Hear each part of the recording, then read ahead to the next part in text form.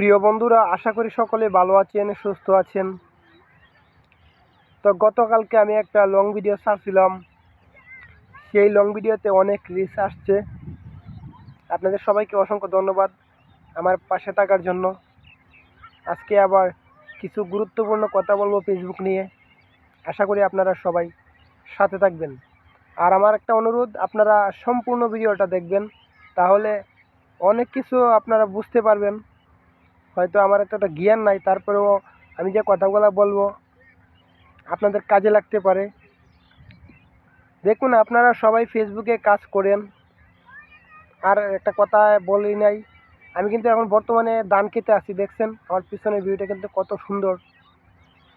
আমার আলাদা একটা অনুভূতি হয় এই ধান খেতে আসলে, খুব ভালো লাগে।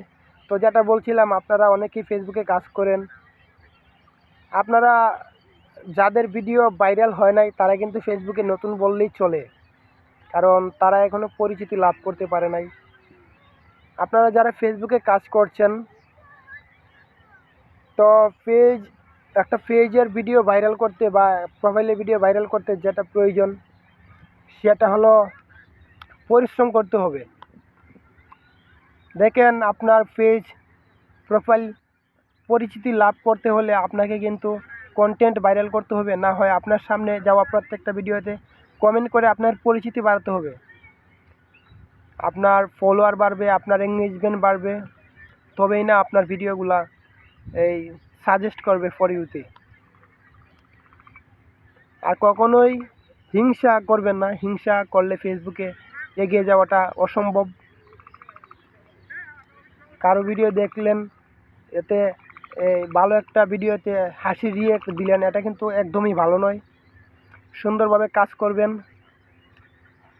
কালকে আমি কমেন্টের মাধ্যমে অনেককেই বলেছিলাম যে ভিডিওটা শেয়ার করে দিয়েন ভাই।